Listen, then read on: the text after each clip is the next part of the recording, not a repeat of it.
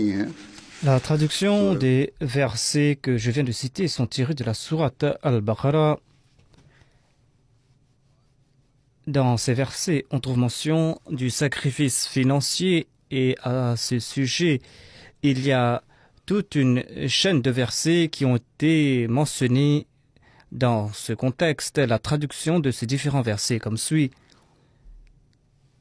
La similitude de ceux qui dépensent leurs biens pour la cause d'Allah est comme la similitude d'un grain qui produit 7 épis, et chaque épi contient 100 grains, et Allah le multiplie davantage pour celui qu'il veut, et Allah est munificent, omniscient.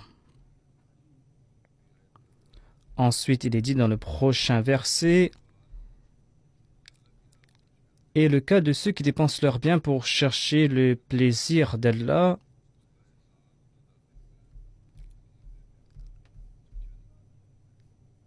ceux qui dépensent leurs biens pour la cause d'Allah et qui ensuite ne font pas suivre ce qu'ils ont dépensé, ni de reproches ni de tort, leur récompense est auprès d'Allah, et ils ne seront ni dans la crainte, ni ne seront-ils affligés. Ensuite, la traduction du prochain verset est « Le cas de ceux qui dépensent leurs biens pour chercher le plaisir d'Allah et pour fortifier leur âme est pareil à celui d'un jardin situé sur un coteau. La pluie abondante tombe dessus, le faisant rapporter des fruits doublement, et si une grosse pluie ne l'arrose pas, eh bien une pluie fine suffit, et Allah voit bien ce que vous faites. » Ensuite, il est dit « Satan vous menace de misère et vous enjoint l'indécence, tandis qu'Allah vous promet pardon et munificence de sa part. Et Allah est munificent, Allah est omniscient. »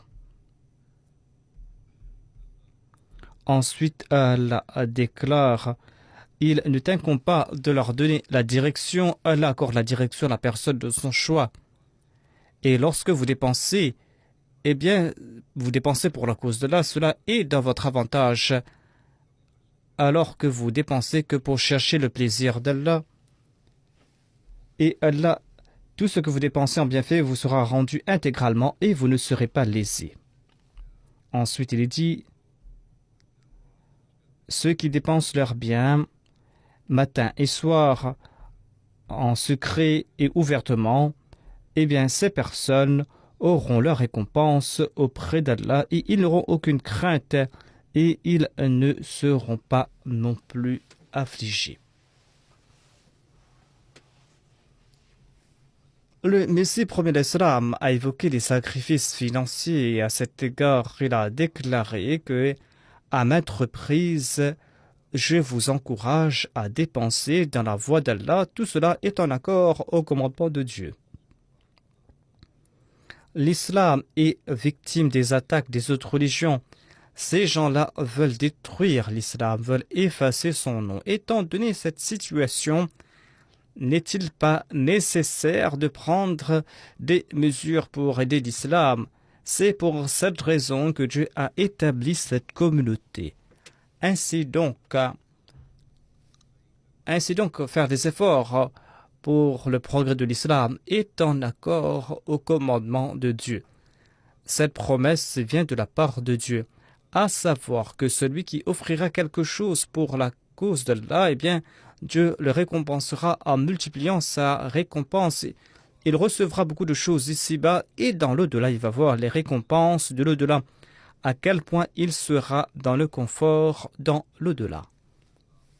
Le Messie promis alayhi salam, eh bien, le Messie promis alayhi salam a eu cette communauté de personnes sincères, des personnes qui ont répondu à l'appel du Messie promis alayhi salam, des personnes qui ont consenti à des sacrifices.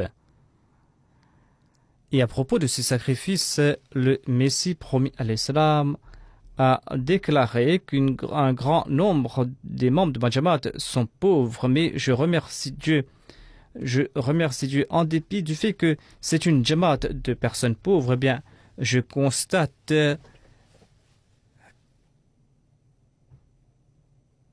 je constate qu'il y a de la sincérité en ces personnes et de la sympathie. Ces personnes ont compris les nécessités de l'islam et ces personnes dépensent pour la cause de Dieu sans distinction. Ainsi donc, Allah a établi cette Jamaat et sa Jamaat n'a pas consenti à ces sacrifices uniquement au cours de son vécu, c'est-à-dire au cours du vécu du Messie promet l'Islam. Après son décès, en accord aux promesses divines, après ces 130 ans qui se sont écoulés depuis l'établissement de cette Jamaat, après ces 130 ans, même après ces 130 ans, nous constatons qu'il y a au sein de la Jamaat des personnes sincères qui consentent à des sacrifices. Il n'a cessé d'accorder de telles personnes, des personnes qui usent de leur aptitude pour dépenser pour la cause de Dieu. Et souvent, ils dépensent pour la cause de Dieu en dépassant leurs capacités. Et ces personnes atteignent les normes qui ont été fixées et ils profitent de ces promesses qui ont été faites dans le Saint-Coran. Par la grâce de Dieu, aujourd'hui, nous voyons cela uniquement dans la Jamaat que Dieu a établie par l'entremise du Messie promis à l'Islam. Et je vais présenter quelques exemples de ce genre aujourd'hui. Ces récits nous viennent de différents pays, des gens qui habitent les 4 coins du monde et qui sont en train de respecter cette promesse, à savoir que nous allons préférer la foi à ce bas monde et que nous serons toujours prêts à consentir à des sacrifices pour la cause de Dieu. Ce premier récit nous vient du Cameroun. Un des molim du Cameroun déclare que lorsque nous sommes partis dans la région ouest pour collecter des fonds, le chef de la région, M. Saham Ousmane, a réuni les habitants de son village. Il a déclaré que le molim de la Jamaat est venu collecter les fonds du Tahrik Jadid et vous devez tous y contribuer. Car 2 ans auparavant, a dit le chef, j'étais tout seul. Des fois, il n'y avait que 2 ou 3 personnes qui priaient avec moi dans la mosquée. Mais depuis que la Jamaat Ahmadiyya est établie dans ce village, depuis que nous avons accepté cette Jamaat, notre mosquée est emplie de fidèles. Et souvent,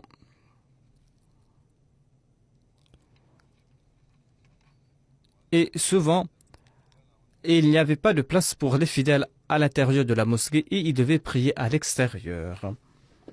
C'est un changement que nous avons pu constater uniquement grâce à l'avènement de la Jamaat Ahmadiyya. C'est pour cette raison que nous devons participer dans toute campagne menée par la Jamaat. C'est là une révolution apportée par la Jamaat Ahmadiyya. Ces gens sont en train de progresser dans leurs actes d'adoration. Et ces gens sont en train d'avancer dans leurs sacrifices financiers. C'est une grande révolution. Tout cela doit attirer l'attention des anciens Ahmadis. Ces anciens Ahmadis qui sont négligents concernant la prière et qui, en dépit de leur bonne situation, ne sacrifient pas pour la cause de Dieu et sont négligents à cet égard.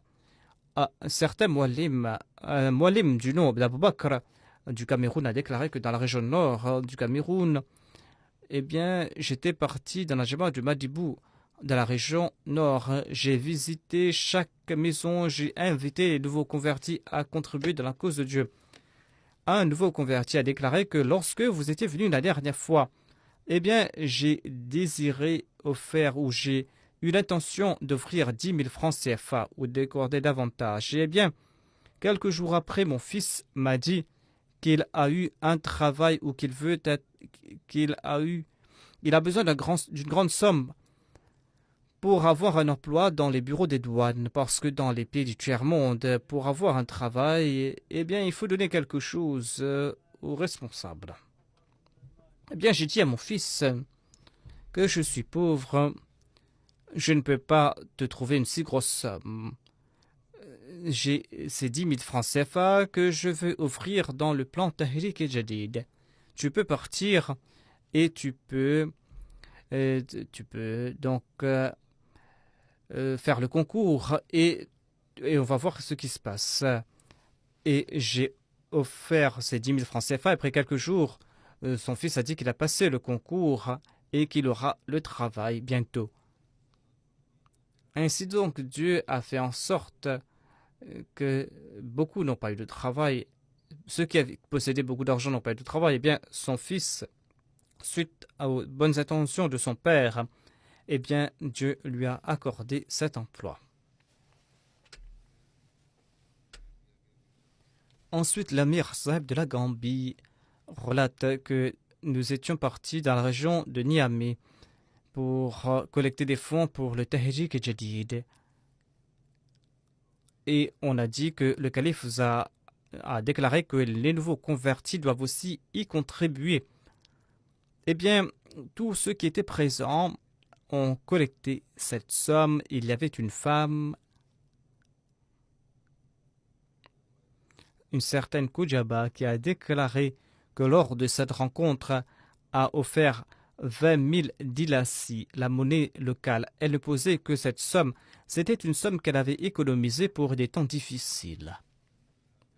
Elle déclare donc que lorsqu'elle est retournée à la maison, un de ses invités lui a offert 500 dilassi. Elle est retournée le lendemain et elle a offert donc les 5000 dilassi. Elle a dit que j'ai reçu cette somme en raison de mes contributions financières. Ainsi donc, elle a promis de retourner cette somme et c'est ainsi qu'elle a progressé dans sa foi. Certes, elle n'avait pas consenti à ces sacrifices pour qu'Allah retourne des récompenses ou pour qu'Allah lui accorde cela immédiatement, mais Allah ne s'est pas non plus endetté. Ensuite, il y a un récit qui nous vient du Bénin, de la région de Boïcon. Le muallim de cette région déclare que le secrétaire des finances de la Jamaat de la région ou de la ville, eh bien, ce secrétaire mâle avait un tricycle qui a été volé.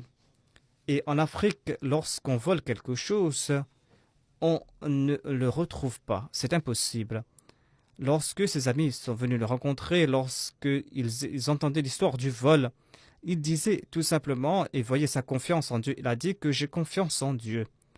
Je suis pauvre et je travaillais grâce à cette moto et je subvenais aux besoins de mes enfants et je contribuais dans les fonds d'hébergement. Peut-être que quelqu'un avait besoin que moi d'argent. C'est pour cette raison qu'Allah a fait en sorte qu'il puisse combler ses besoins de manière temporaire afin qu'il me retourne cette moto. En entendant cela, les gens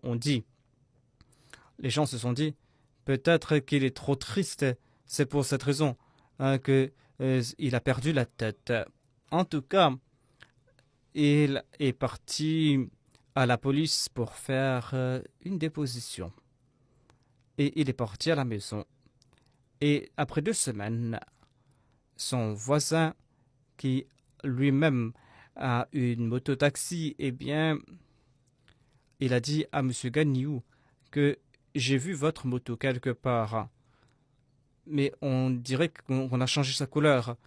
Et on a informé la police. La police a demandé les papiers et a demandé aux 2 propriétaires pour apporter leurs papiers. Et les papiers du voleur étaient faux. La police a dit qu'il doit réparer la moto et repeindre la moto et retourner la moto à son état originel et le confier à son propriétaire. Et c'est ainsi qu'il a reçu sa moto. Il est retourné à la mission avec sa moto et a raconté toute l'histoire. Et il a aussi déclaré que je devais contribuer dans les fonds Tahrik et Jadid. Eh bien, je cherche un travail, un boulot. Et tous les profits que je recevrai, je vais l'offrir dans le fonds Tahrik et Jadid. car c'est grâce aux contributions financières que j'ai reçu ma moto.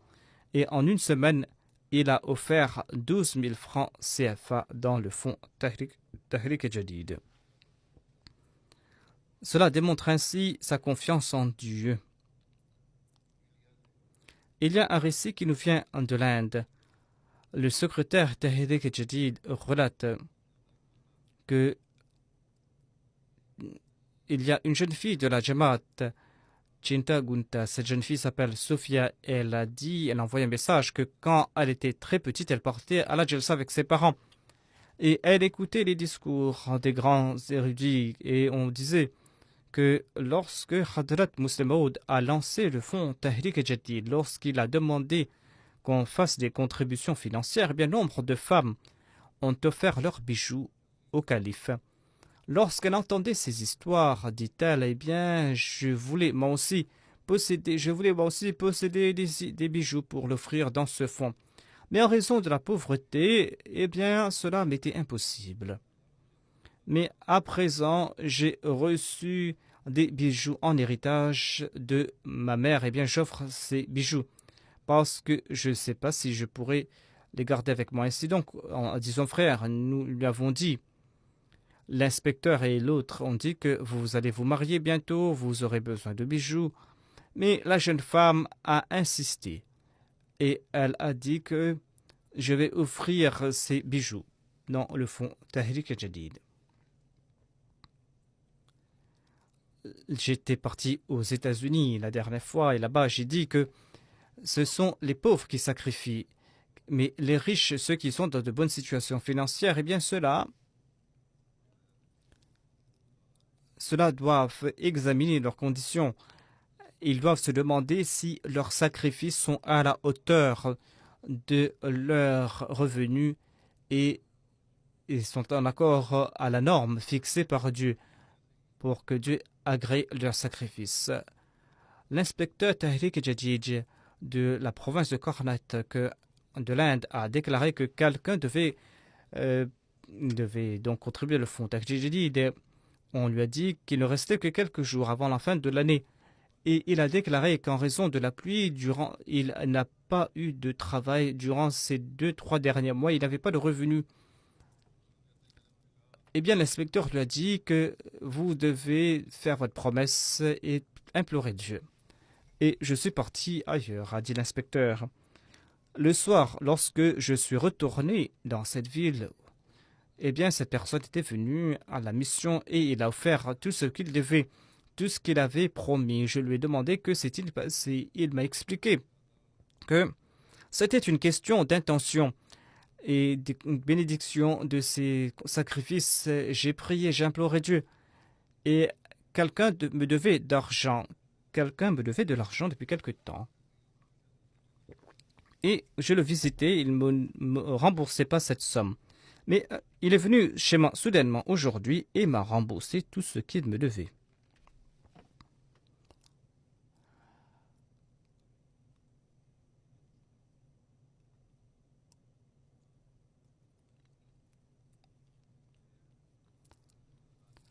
Ensuite, il y a un récit qui nous vient de la Tanzanie. Le Muallim relate un certain Moussa. Il déclare qu'il avait un Ahmadi sincère de Dar es Salaam et qui était en train de servir à la Jamaat.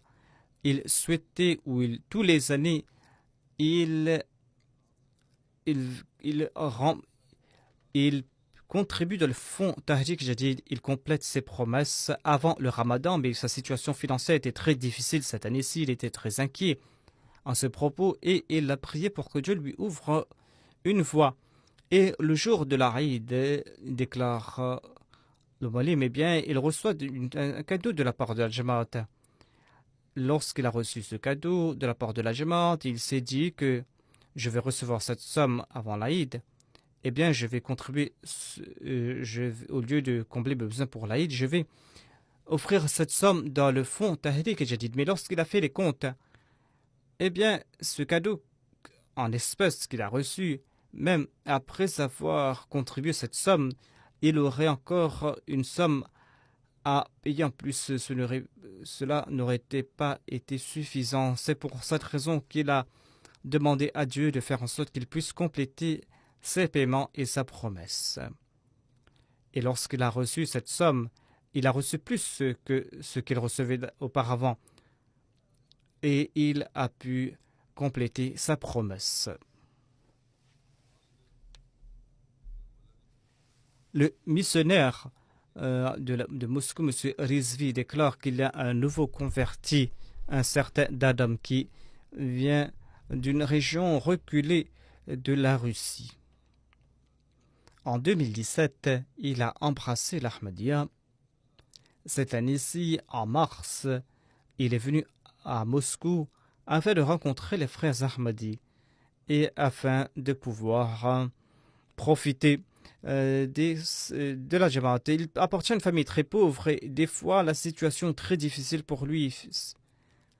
Lors de son séjour à Moscou, après la prière d'Isha, lors d'une conversation, on lui a parlé à propos du système financier de la Jamaat. On en a parlé en détail et on l'a encouragé à contribuer dans les fonds de la Jamaat. En raison de ses situations difficiles, sa situation financière difficile, on s'est dit que s'il offre 25 roubles, eh bien ce sera un grand sacrifice de sa part. Le lendemain, après la prière de Fajr, il a offert une somme pour le fonds Tahrik Jadid et Waqf Jadid. Il a offert 2000 roubles. Il a déclaré accepter cette somme de ma part. Et il présentait ses excuses à maintes reprises. Il s'est dit pourquoi j'ai pas contribué auparavant. Cela fait plus d'un an que je suis Ahmadi et je n'ai rien contribué. Le missionnaire a écrit que c'était un très grand sacrifice de sa part. Voilà donc la norme de sacrifice et le Messie premier l'Islam a déclaré que je m'étonne de la sincérité de ces personnes. Ensuite, il y a un autre récit qui nous vient de Moscou. Le missionnaire relate qu'il y a un membre de la Jamaat de Moscou. C'est quelqu'un qui travaille dans différents départements. Et là où il travaille aujourd'hui, il a déclaré à ce propos que, après avoir passé le concours, eh bien, lorsqu'il a eu cet emploi, les propriétaires ou ses employés ont déclaré qu'il n'aura jamais d'augmentation. Il devra se contenter de son salaire. Si vous acceptez ce salaire, eh bien, vous pouvez travailler si vous voulez. Sinon, laissez de côté, parce que vous n'aurez jamais d'augmentation. Il a dit que j'ai commencé à travailler et après quelque temps, on m'a informé à propos des fonds Tahrik Jadid. Eh bien, j'ai commencé à contribuer régulièrement. Et après quelque temps, le responsable ou l'employeur du département m'a invité et il a augmenté mon salaire. Et il a augmenté mon salaire de 5000 roubles. Et après quelque temps, il m'a invité de nouveau. Et il a augmenté mon salaire de 2000 roubles.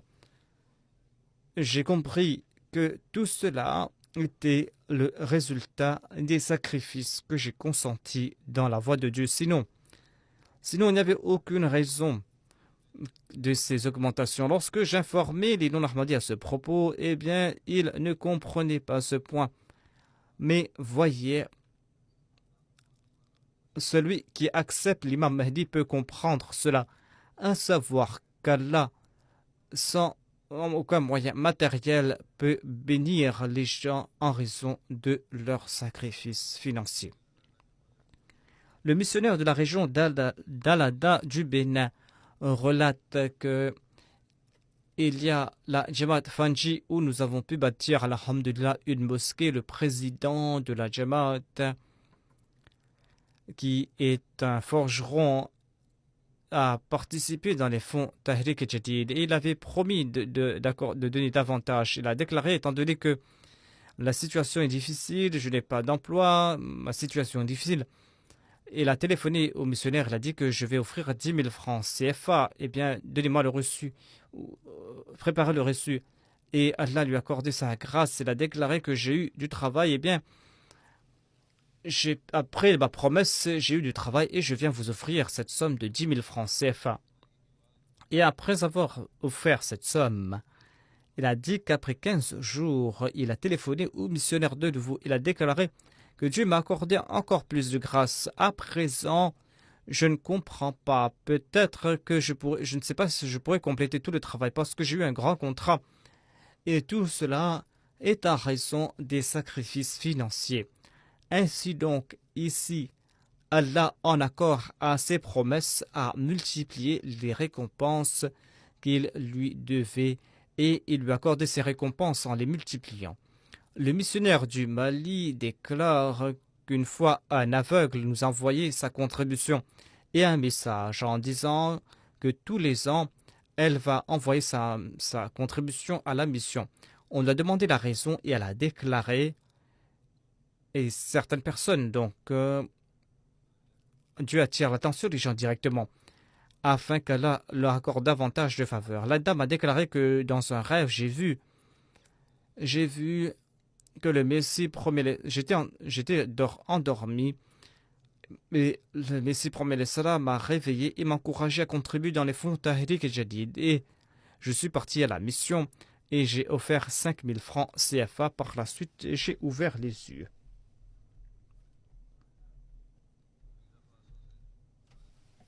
Mubarak Mounir du Burkina Faso. Mubarak Mounir, qui est un missionnaire, a déclaré qu'il est un Ahmadi de Dégougou. Al-Hajj Ibrahim, dont les 2 enfants étaient malades, il a fait soigner ses enfants, mais ses enfants étaient toujours malades. Un jour, notre Mouallim l'a encouragé à contribuer dans les fonds Tahrik et Jadid. Eh bien, il a contribué selon ses moyens et il a prié: oh Allah, accepte mes sacrifices et accorde la santé à mes enfants. Et après quelques jours, par la grâce de Dieu, la situation de ses enfants s'est améliorée. Un de ses enfants était complètement rétabli et le deuxième enfant, la santé du deuxième enfant s'était améliorée. Et il était certain que Dieu a accepté ses sacrifices et lui a accordé ses faveurs. Le secrétaire Wassiya de la ville de Bobo du Burkina Faso a déclaré que je contribue dans le fonds Wassiya tous les mois, mais des fois j'étais en retard dans le fonds Tahrik Jadid. Une fois, dit-il, lorsque j'ai écouté le sermon du calife, je me suis dit: pourquoi avant la fin de l'année je ne ferai pas cette somme? Ainsi donc, après avoir contribué cette somme, il a vu qu'il y avait une personne qui, dans un rêve, lui a offert une clé. C'était une personne vêtue de blanc. Je n'avais pas compris ce rêve, dit-il, mais le lendemain ou quelques jours après, mon frère m'a dit: préparez-vous à faire le Hajj, je vais payer vos frais de voyage. C'est ainsi que, suite à ses sacrifices financiers, Dieu lui a permis d'accomplir le Hajj. Le secrétaire Tajid d'une Jamaat de l'Allemagne a déclaré que il y avait une personne qui a augmenté ses contributions de 900 euros. Il a déclaré: le jour que j'ai fait cette promesse, eh bien, le lendemain, lorsque je suis retourné au travail, mon employeur a déclaré: j'augmente ton salaire de 100 euros. Et de février à octobre, tu auras 900 euros. Cette personne a dit que je suis sûr et certain que c'est Dieu qui va combler mes besoins, ou qu'Allah m'allait offrir cette somme, mais je ne savais pas qu'en 24 heures, Allah m'allait offrir cette somme de 900 euros que j'avais promise. Un autre secrétaire du Tahrik Jadid de l'Allemagne a déclaré qu'une personne était en difficulté en raison de sa demande d'asile. On lui avait encouragé à contribuer dans le fonds Tahrik Jadid. Et après quelques jours, on a rencontré cet ami. Il a déclaré que vous m'aviez encouragé à contribuer dans le fonds Tahrik Jadid. J'ai promis 100 euros et je n'avais que 20 euros.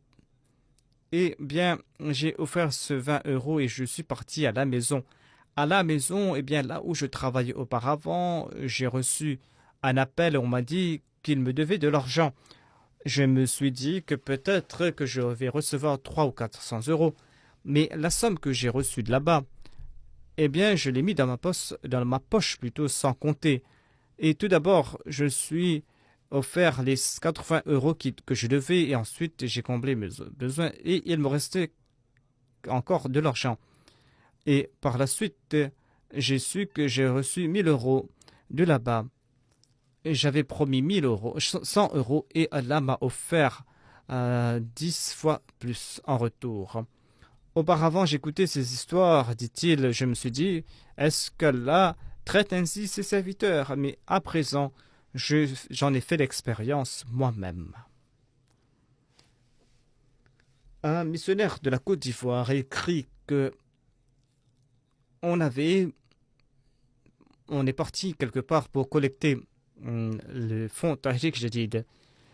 On est parti dans une jamaat qui avait accepté l'Ahmadiyya. Un an auparavant, on a prononcé un discours sur l'importance du Tahrik Jadid et de ses importances. Et on a expliqué là-bas que le calife souhaite que tous les membres participent dans ce fonds, profitent de ces bénédictions. Le lendemain, après la prière de Fajr, les membres de la Jamaat, en accord à leur capacité, ont offert ces sommes. Et l'imam de la mosquée a aussi participé dans ce fonds. Et il a offert une somme de la part de sa famille. Et son fils de 6 ans a pris 100 francs de son père. Il a dit que j'offre cela dans le fond.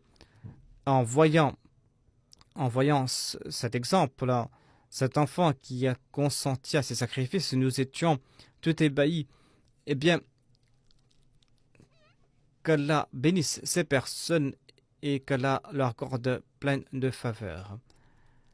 Le Messie premier l'Islam avait déclaré, lorsqu'un Mollah avait encouragé les membres à contribuer, eh bien, sa femme était présente. C'était un Mollah Ahmadi.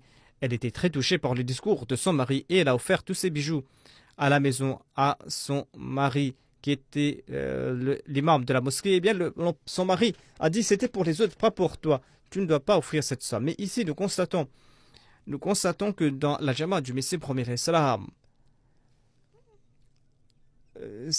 ces enfants de ces imams sont en train d'offrir cette somme de gaieté de cœur. Il y a un autre exemple qui nous vient de l'Indonésie. Une dame, une certaine Sophia, a déclaré qu'en 2014, elle a embrassé l'Ahmadiyya. Elle était chrétienne naguère et elle a été opposée par sa famille qui était chrétienne. On l'a insultée, on l'a traitée de tous les noms. On croyait qu'elle n'était plus membre de la famille. Mais la Jamaat m'a accordé beaucoup d'amour et d'affection et je me suis marié avec un Ahmadi. Après quelque temps, mon mari a eu un accident de voiture et il a eu un os brisé. Et j'étais enceinte de 4 mois. Et la nouvelle année du plan Tahrik Jadid avait débuté. J'avais demandé à mon mari quelle était sa promesse et il a répondu avec conviction, on va offrir 5000 roupies indonésiennes. C'est une somme très importante pour les gens de là-bas. Elle a dit que parce que l'année prochaine j'aurai un travail, c'est sûr et certain. La femme a dit que j'étais étonné d'entendre ce qu'il disait. Il est en train de marcher avec des béquilles. Comment est-ce qu'il aura un travail après l'année prochaine? Mais en tout cas, j'ai promis ces 5000 roupies indonésiennes et l'année était sur le point de s'écouler. Nous étions très inquiets et mon mari n'avait pas de travail. Comment est-ce qu'il allait contribuer cette somme? J'étais inquiète et j'ai prié. J'ai prié et elle a montré sa faveur et elle a dit que mon mari a eu un très beau travail dans une compagnie privée et nous avons pu compléter notre promesse à 100%. Et il y a un récit qui nous vient de l'Indonésie. Elle a dit que au cours du Ramadan dernier, nous étions en difficulté. Mon beau-père était malade. On l'a hospitalisé. Il restait à l'hôpital pendant 1 mois. Et sa situation s'était aggravée, qu'il a été hospitalisé dans un centre dans les soins intensifs et je me suis souvenu du sermon du calife concernant les bénédictions du Tahrik Jadid. C'est ainsi que tous les membres de la famille ont décidé que nous tous, au cours de ce ramadan, nous allons contribuer, nous allons compléter nos promesses et nous avons pu le faire à 100% au cours de ce ramadan-là.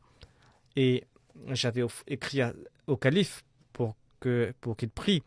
Eh bien, par la grâce de Dieu, grâce aux prières, la situation de mon père s'est améliorée, n'a cessé de s'améliorer, et après quelques jours, le médecin lui a demandé de partir à la maison. Lorsqu'on a informé les voisins que le beau-père était en bonne santé, ils étaient tout étonnés. Ils se sont dit comment est-il possible?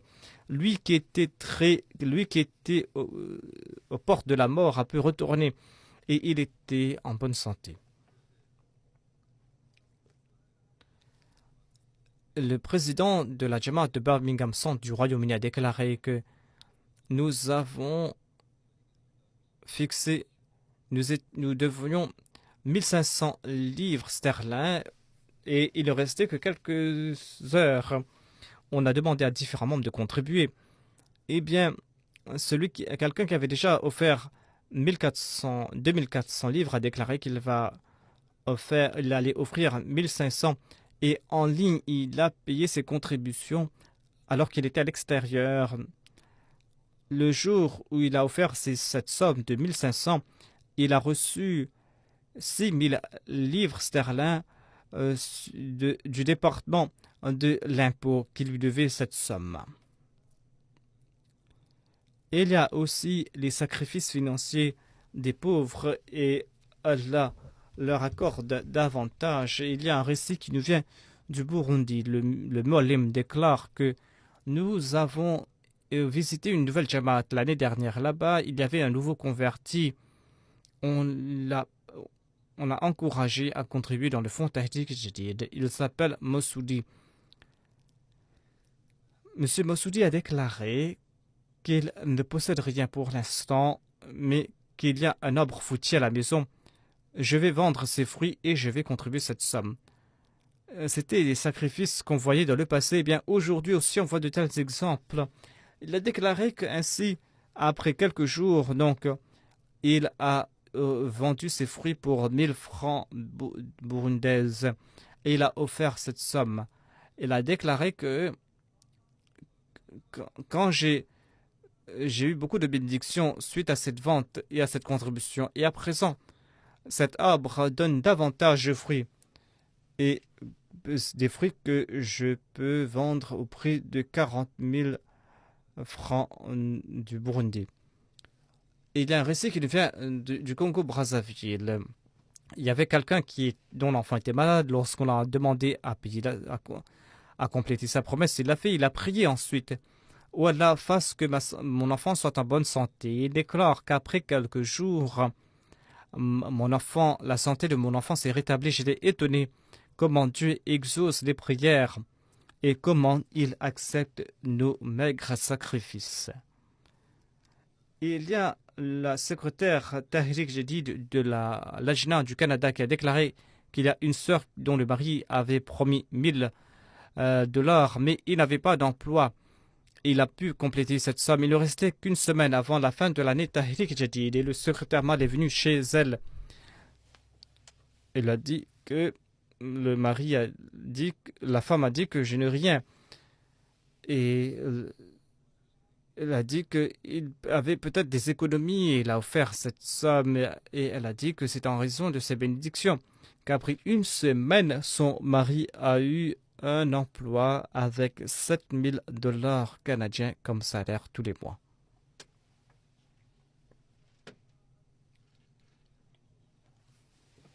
Le missionnaire de la Côte d'Ivoire relate que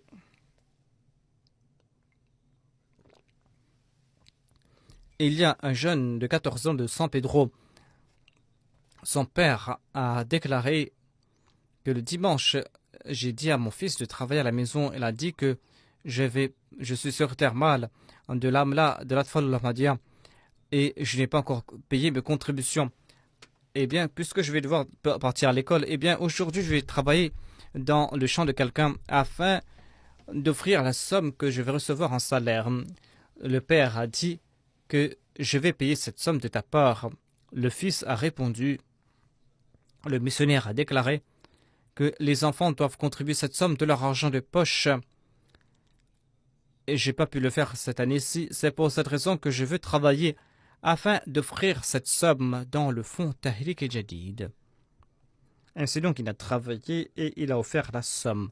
Voilà donc les intentions de ces enfants qui habitent des coins reculés, des nouveaux venus. Voilà les sentiments qui naissent dans le cœur.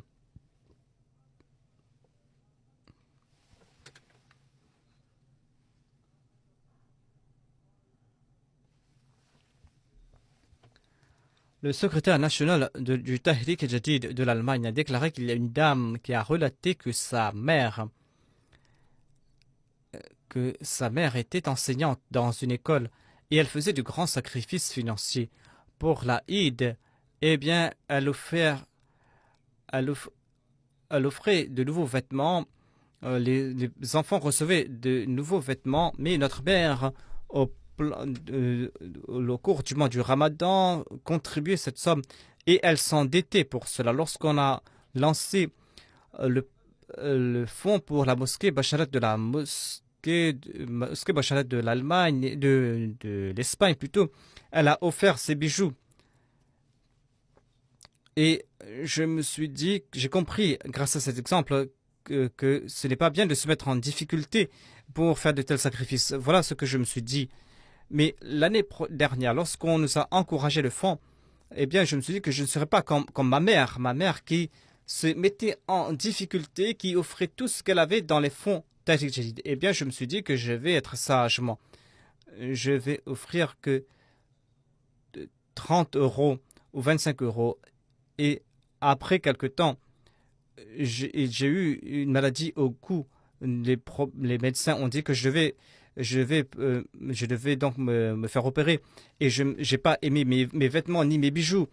Et j'ai écouté le discours du calife après quelque temps concernant les sacrifices financiers des dames. Elle a dit, en écoutant le discours du calife, eh bien, je me suis dit que je vais offrir tous mes bijoux. Et après quelque temps, je suis parti voir les médecins. Les médecins m'ont dit que ma situation s'était rétablie et c'est ainsi qu'Allah m'a libéré de cette crainte. J'ai compris donc que Dieu m'avait puni pour mon orgueil. C'est pour cette raison que je me suis débarrassé de tous ces doutes. Mon mari ne pouvait pas payer ses contributions parce que mon mari travaillait dans un restaurant. Eh bien, je me suis dit que je vais offrir 500 € de sa part s'il a un bon emploi. Et à présent, tous deux contribuent dans les fonds de la Jamaat.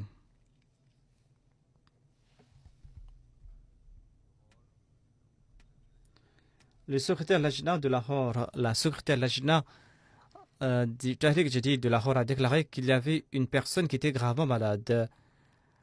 Et lors d'une visite du représentant du centre, elle a décidé d'offrir davantage et Dieu l'a accordé une bonne santé et sa situation s'est rétablie et maintenant elle jouit d'une bonne santé.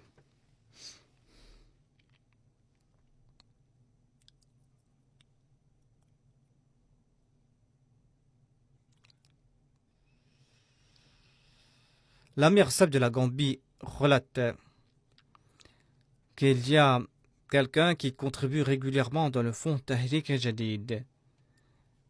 Et il y a une maladie qui a affecté les animaux en meurent et toutes les personnes ont abandonné leurs animaux. Eh bien, mais un seul de ces animaux n'est pas mort. Les gens lui ont dit, quelle est la raison du fait que tes animaux sont sains et saufs? Il a dit que tous les ans, je vends un animal pour contribuer dans les fonds de la Jamaat. C'est un résultat de ces bénédictions que Dieu a protégé mes animaux de la maladie. Et c'est ainsi que d'autres Ahmadis ont contribué. Et ils ont constaté que leurs animaux s'étaient rétablis. Et lorsque le vétérinaire est passé, il a dit qu'aucun animal ne vivra. Mais lorsque le vétérinaire est passé quelque temps, lorsqu'il a examiné ces animaux, il a demandé qu'est-ce que vous avez fait? Comment se fait-il que ces animaux se sont rétablis? Et il y a une vieille femme du village qui a porté un reçu de la Chenda. Elle a dit que voilà donc voilà le traitement. Et le médecin était étonné. Il a dit que je vais faire des recherches sur la Jamaat Ahmadiyya. Et c'est ainsi qu'on lui a offert les littératures de la Jamaat. Ainsi donc, dans ces coins reculés de la Jamaat du monde, il y a la foi, la sincérité de ces personnes. Les personnes qui progressent dans la foi, c'est leur confiance en Dieu, c'est leur certitude en Dieu qui fait en sorte que les autres réfléchissent à propos de l'islam. Qu'Allah fasse que toutes ces personnes grandissent dans leur foi, dans leur sincérité, qu'Allah leur accorde son amour.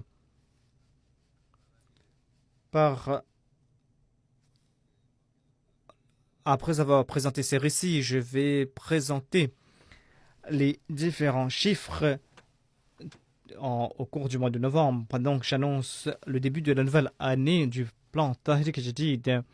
Et je vais présenter quelques chiffres concernant l'année qui s'est écoulée. Cette année-ci débute la 85e année à partir du 1er novembre plutôt. Au cours de la 84e année, eh bien, selon les rapports que nous avons reçus jusqu'à présent, la Jamaat a eu l'opportunité à contribuer en plus de 12 700 000 livres sterling.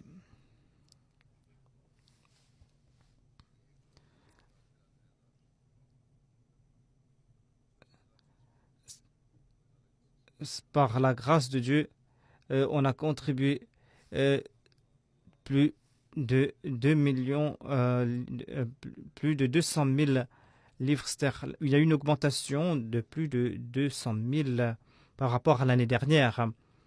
En tête de liste, il y a le Pakistan, et ensuite il y a l'Allemagne, ensuite le Royaume-Uni, les États-Unis en troisième position, Canada en quatrième position, ensuite l'Inde en cinquième position, l'Australie en sixième position, ensuite une Jamaat du Moyen-Orient en septième position, huitième position, l'Indonésie, ensuite le Ghana et ensuite une autre Jamaat du Moyen-Orient.